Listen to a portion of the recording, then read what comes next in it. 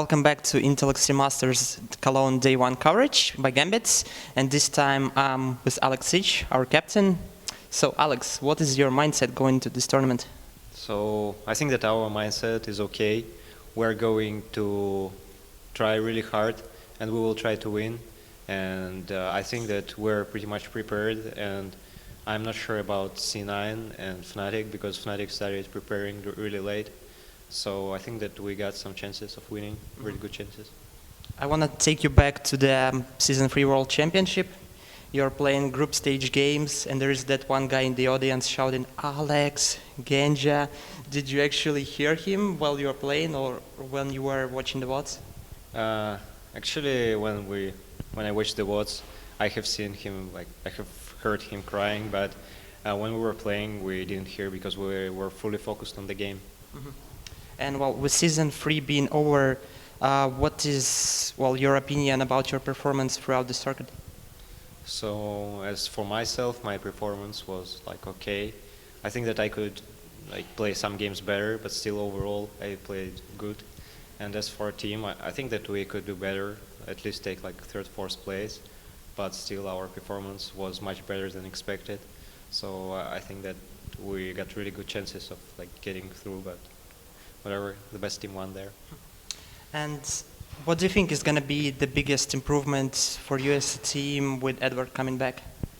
So I think that with Edward coming back, we will have a bit some of more aggressive plays with him, and I think that their bot lane synergy will be better now, and I think that we will improve all our bot lane weaknesses, and if we will have much stronger bot lane, then it will be easier to win the games.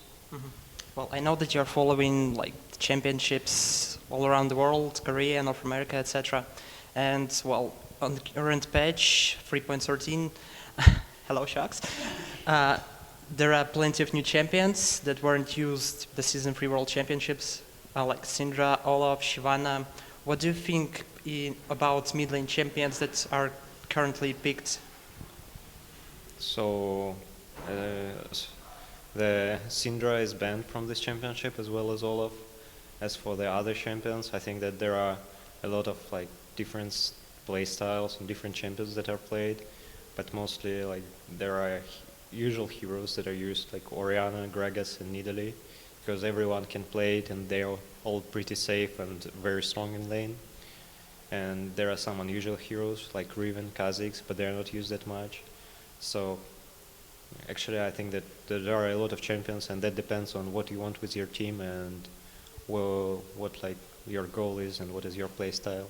Mm-hmm. Well, you as a player have been known for your play on Assassin champions, and they've been nerfed on the current patch.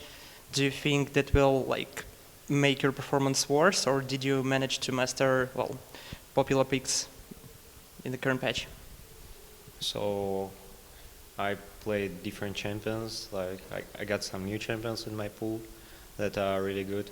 I'm not going to tell what champions it is, and I'm not sure if we pick it or not.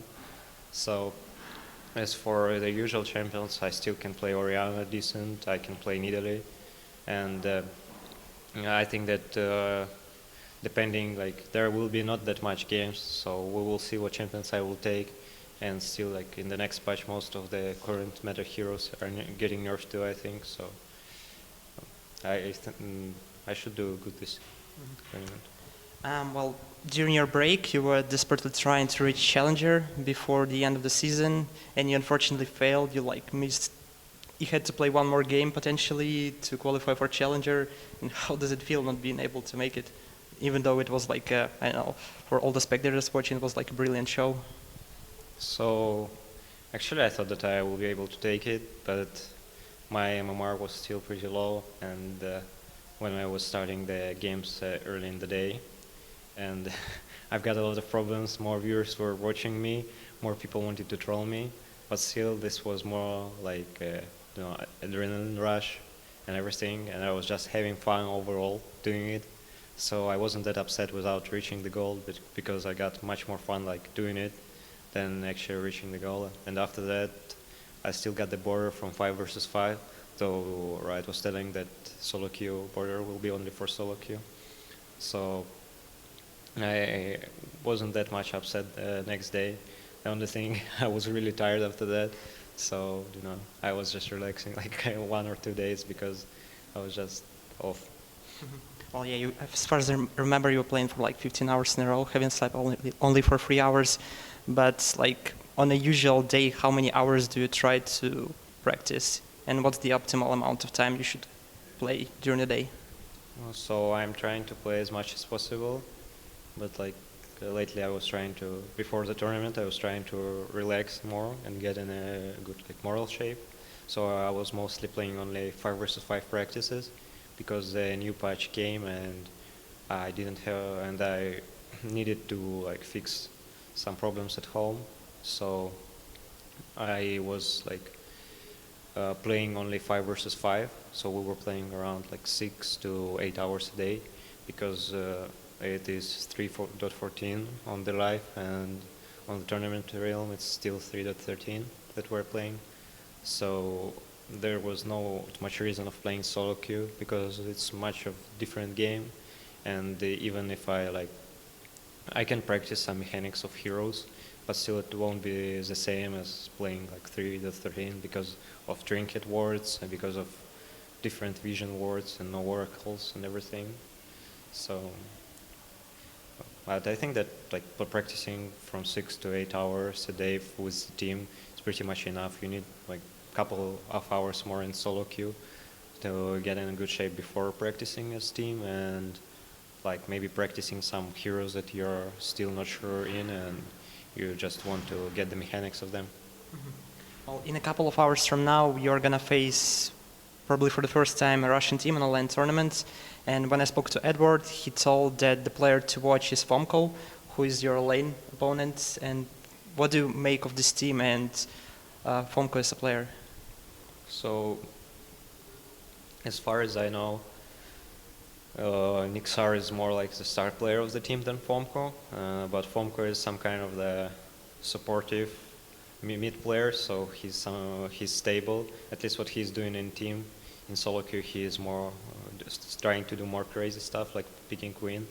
But I think he will play some usual heroes like Orianna and Nidalee that are used in current patch, and his goal will be bidding for his AD carry and helping his team. So I think I should win the mid lane matchup with him. And just one more question. In one of your interviews, you said that even though you enjoy playing Kha'Zix in solo queue and he's a good champion to boost your elo, you're not gonna use him in a competitive environment. And why is that? Could you elaborate a bit? So Kha'Zix is some kind of snowball hero.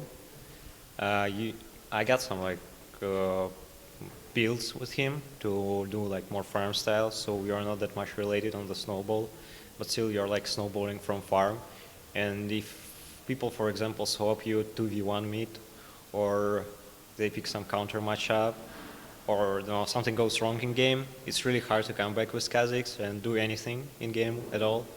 So this is the first reason. And the second reason, I think that with Kha'Zix mid you need some kind of Vladimir top and tanky jungler, so it's really narrows the pool of other players in your team. So you need, for example, you need really exact matchup for Kha'Zix, and I think that it's not the good choice. I think that's much better, for example, for Darien to play tanky heroes. But with, for example, Darien playing tanky and Diamond playing AP jungler, you won't have enough damage with Kha'Zix and you can fail pretty much. So that's too risky to play, and this is the hero I can use in some matchups, because he's good against certain heroes, but most of the time I don't really like to use him in 5 versus 5. Well, thank you for your time, and do you have anything else to say? So I want to thank my wife and my mother and father for watching and rooting for me. I want to say thanks to all our fans. I want to say hi to Prodota. And I want to thank Gambit, Twitch, Pringles, BenQ, and Still Serious for helping us and bringing us here. Thank you for watching this interview. This was Alex H, and stay tuned at gambitgaming.com for more coverage.